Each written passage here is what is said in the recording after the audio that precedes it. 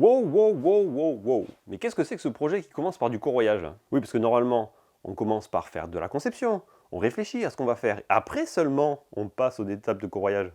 Et si c'est ce que vous vous dites, ah ben, c'est pas faux. Mais là, on a une petite particularité que je vais vous raconter juste après l'introduction.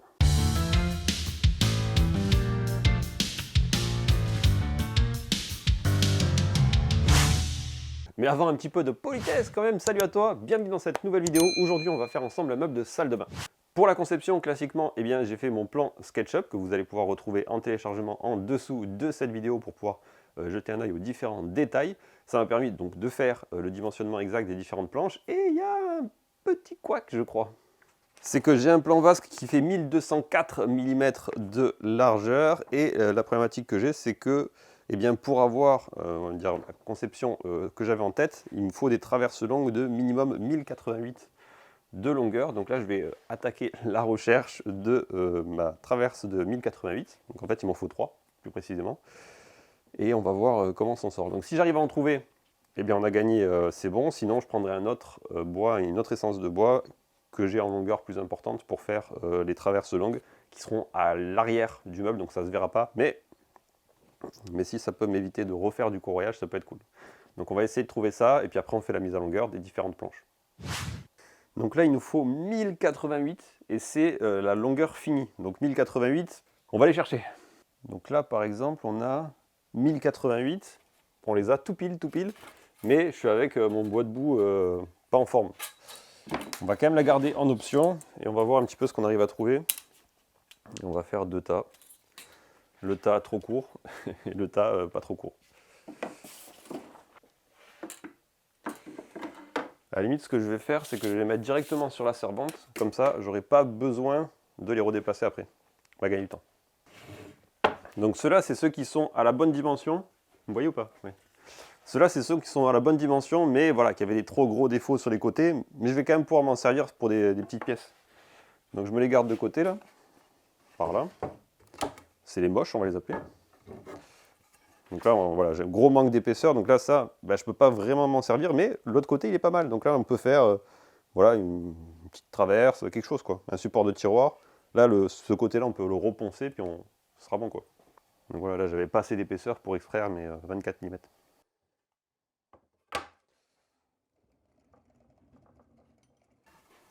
Et en plus, ça, c'est les mauvaises nouvelles, ça. On monte de plus près aussi. Mauvaise nouvelle, c'est les vers. Donc il y en a quelques-uns qui ont attaqué, donc ça c'est pareil, c'est des planches qu'on va pas pouvoir utiliser. Surtout que bon, celle-là elle est un peu piquée partout, donc on peut la mettre direct de côté. Malheureusement, il faudra en faire autre chose. Comme ça en même temps je vais vérifier mes trous de verre.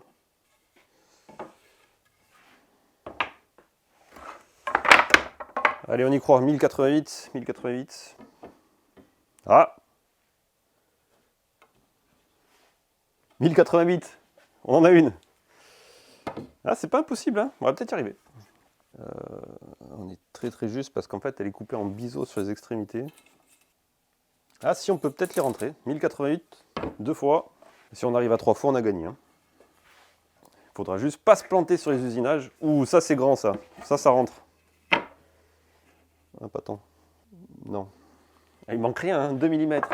Mais bon, une fois qu'on aura refait les découpes des bois de boue, ça n'ira pas. Ça c'est grand aussi. Allez, on y croit. Non, c'est pas grand du tout en fait. J'ai rien contre la nature, hein, mais bon, des fois, si elle pouvait me laisser mon bois tranquille. Là, j'ai une grosse gerce au milieu, donc structurellement, ça va pas être terrible. Peut-être garder juste ce bout-là, quoi. Et là, faut que j'enlève toute cette zone. Bon, je vais la mettre avec les moches. Okay. Eh, c'est pas dit qu'on en ait assez, hein. Il va peut-être falloir recorroyer un poil.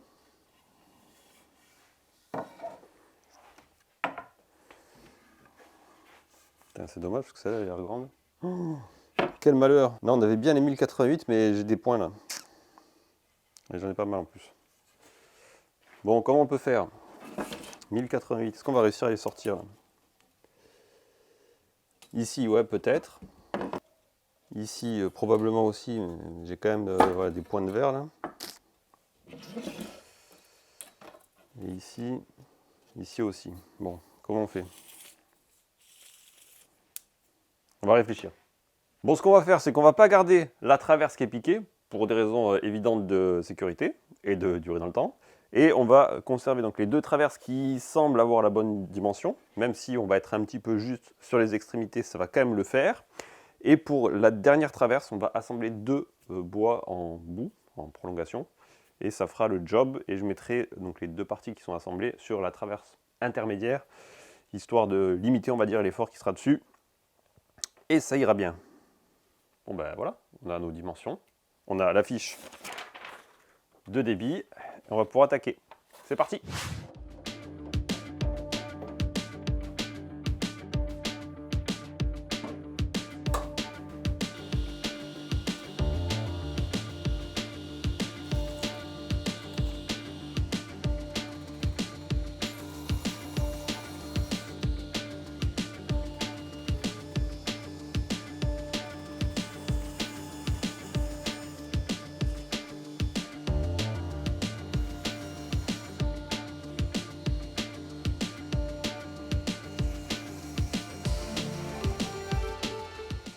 La mise à longueur, c'est fait, ou à peu près, puisque du coup, il faut qu'on colle nos deux traverses longues pour avoir la longueur suffisante.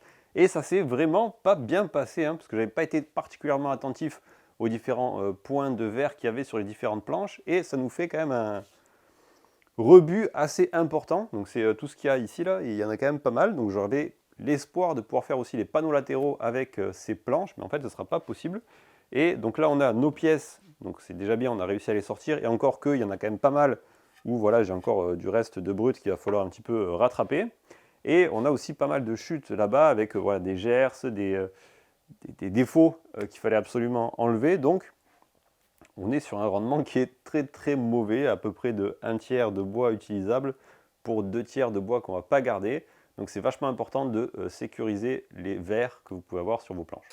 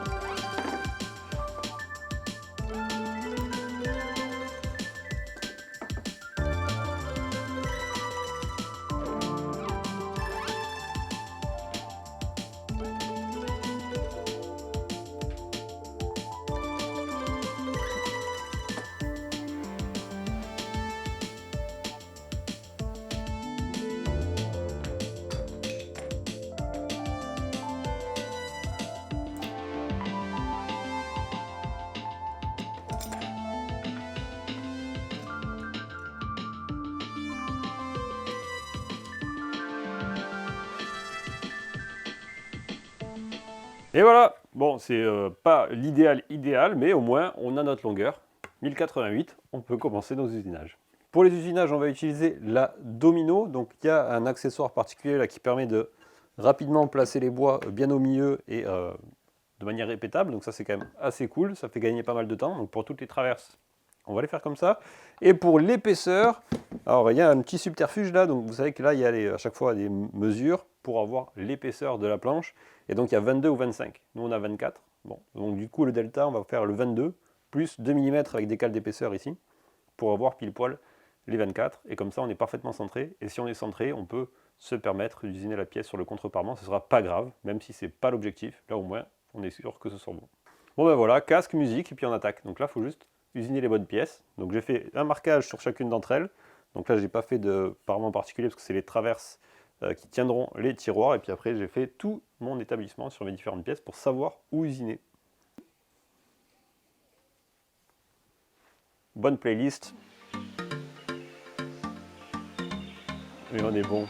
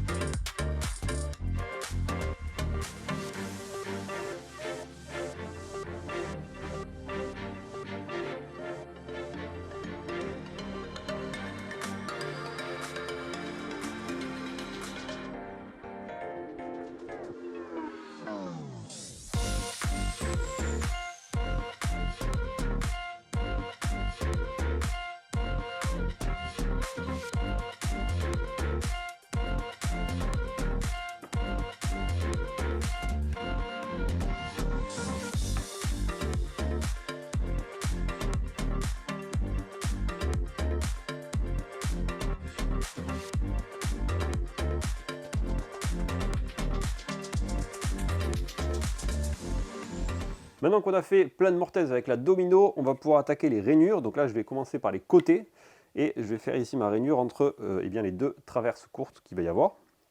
Cette rainure, je vais la faire avec la défonceuse sous table et pas avec la toupie. Avec la toupie, c'est vachement bien quand on a des rainures qui sont débouchantes. On commence classiquement la pièce par le début et on va jusqu'à la fin. Et il n'y a pas de problématique particulière de risque de rejet, on va dire. Mais quand on a des rainures arrêtées avec la toupie, eh bien, si on veut faire les choses bien, il faut mettre une butée de début à minima, et éventuellement une butée de fin, c'est toujours mieux pour être précis. Bref, tout ça pour dire que quand on n'a pas eh bien, le gabarit qui va bien sur la toupie pour réussir à faire les rainures arrêtées, il faut les faire un petit peu au talent et j'aime pas trop. Donc je préfère faire ça avec la défonceuse sous table, il y a beaucoup moins de risque de rejet puisque la machine est plus petite, et aussi parce que du coup, comme l'usinage ne se fait pas dans le même axe, il y a moins de risques. Et dès que j'ai fini les rainures à la défonceuse sous table, je vais faire la mise à dimension des panneaux qui rentreront dans les rainures. Ensuite, on fera les feuillures de ces mêmes panneaux et on finira les panneaux, c'est-à-dire qu'on appliquera le vernis, puisqu'une fois qu'on a collé l'ensemble, eh bien, on ne pourra plus finir les côtés, donc c'est important de faire la finition à ce moment-là. Donc on va faire tout ça et on se retrouve juste après.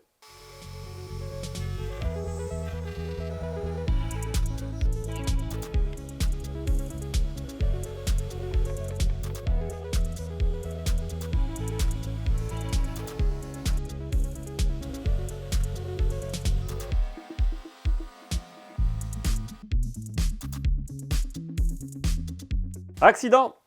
Accident, la fraise dans l'usinage. Et ça, c'est les pinces Triton. Donc les pinces de défonceuse Triton, elles tiennent la fraise et puis à un moment donné, elles ne la tiennent plus. Et donc c'est serré au max, je ne peux pas serrer plus. Et voilà le résultat.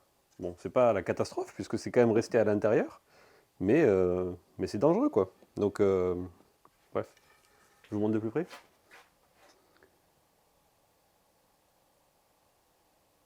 Voilà.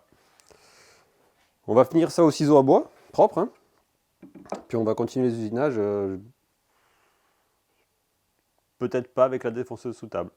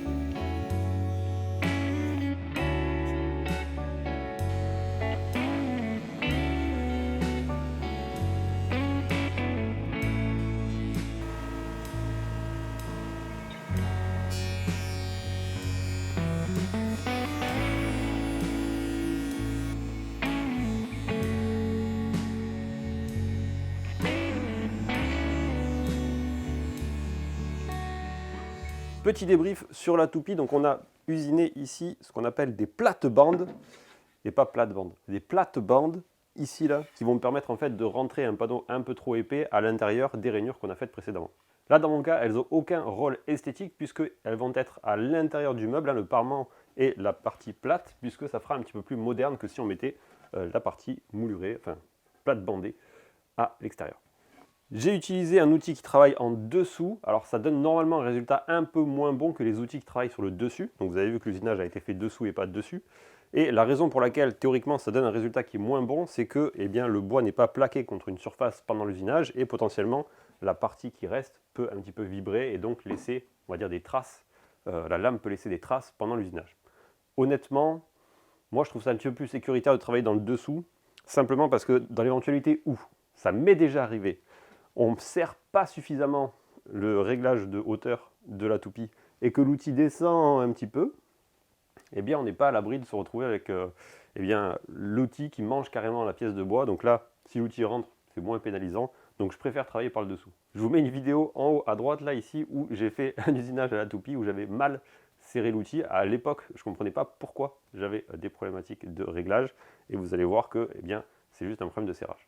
Au niveau du maintien, donc on a les 3 points d'appui qui sont la partie basse, donc c'est une surface de maintien. Ensuite, on va avoir ici la règle sur laquelle on va venir appuyer la pièce de bois, et ensuite on a ici le presseur qui va nous permettre de maintenir l'ensemble.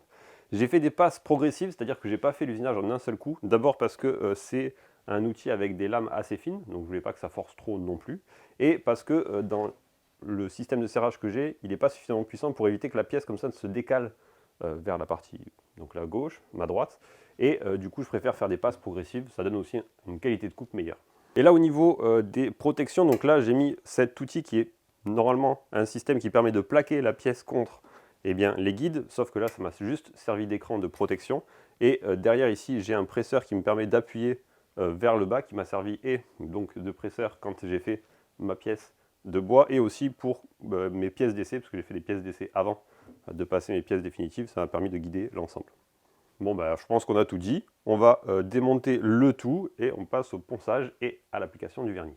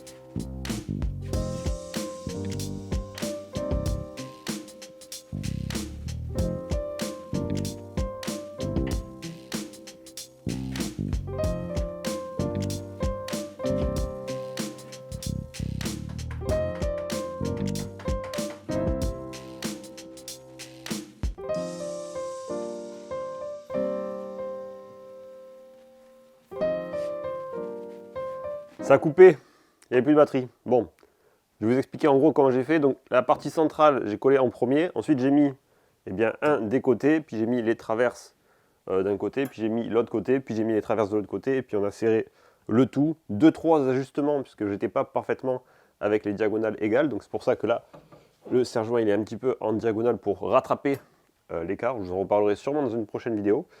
Et puis on est bon. Donc on va laisser sécher tout ça. On va gratter un petit peu la colle. Et puis on continue.